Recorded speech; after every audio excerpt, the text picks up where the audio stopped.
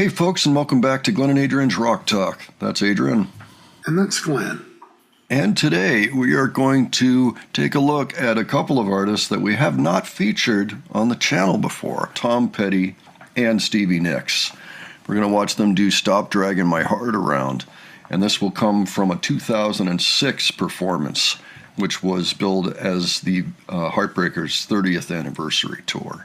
So Tom Petty is one of those people that we knew about, of course, and Stevie Nicks, but let's talk about Tom Petty first. He had some big hits before this. Now, at this time, we weren't really paying much attention to him because there was so many other things going on. I think back at the time, I thought of Tom Petty as kind of a guy who was listening to, and maybe taking some cues from Bruce Springsteen. He's one of those guys that never really went away. He kept getting hits. And as time went on, I came to appreciate him more and more. So I kind of came around to Tom Petty. Like, I didn't dislike him at all, but he just wasn't the thing that made my playlists. This song came out in 1981, when Stevie Nicks was a little bit disillusioned with Fleetwood Mac and almost wanted to quit that band and join Tom Petty's band. I've never seen them actually play it together, so we're going to do that today. We're going to watch an actual video. So, Adrian, tell me about your experience with Tom Petty and or Stevie Nicks over that time. This will actually be my first time really listening to this song. I mean, I've heard it many times. I'm going to listen as well as I can, this time.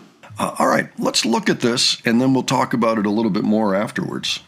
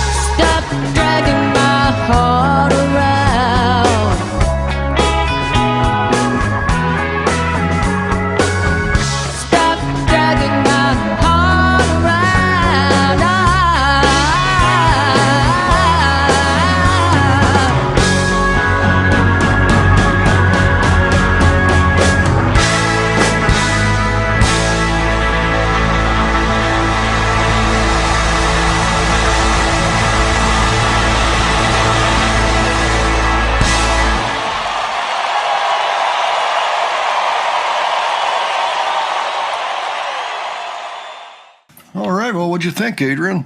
Much like I remember it, but let's look at the lyrics. So we got Stevie.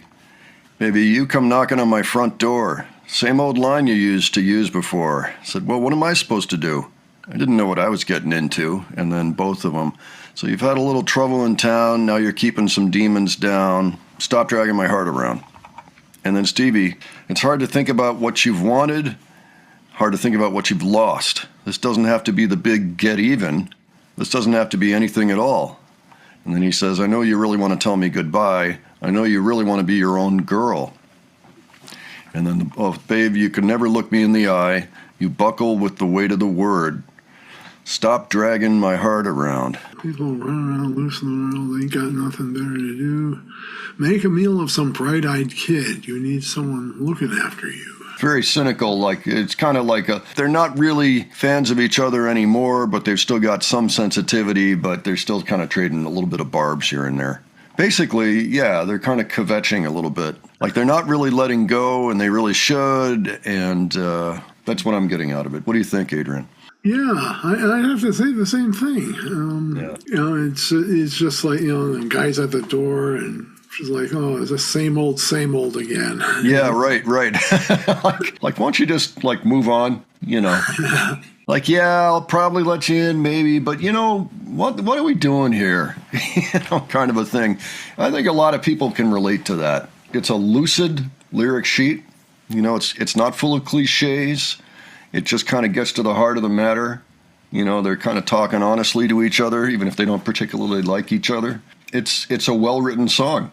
I kind of recognized that at the time. I think at the time I was looking for more pyrotechnics. Like I wanted a more exciting guitar solo in a song, you know, that kind of thing. That's one thing about the Tom Petty and the Heartbreakers. They never really went wild with guitar solos or anything like that. They were always serving the song first. And now I see the value in that.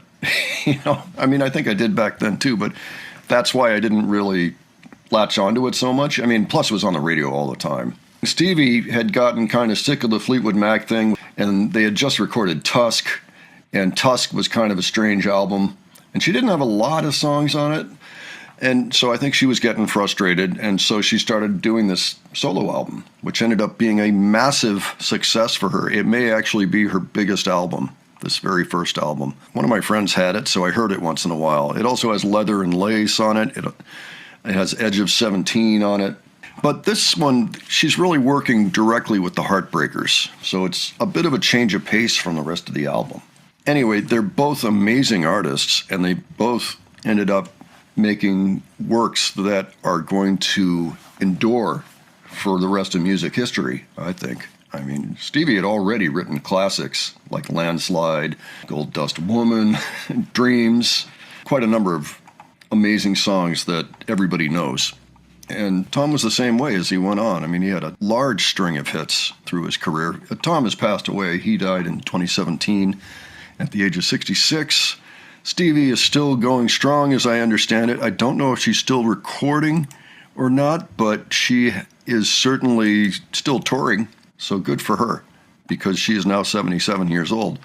You know, at the time, okay, maybe not so much. Like, yes, they're part of the music scene. And now things have changed so much, you know, and I go back and I listen to that and it's so refreshing, you know. But I always liked Stevie Nicks. I liked the Fleetwood Mac albums that had come out at this point. My ears were receptive to Belladonna. Tom Petty, I recently bought his greatest hits and some live material.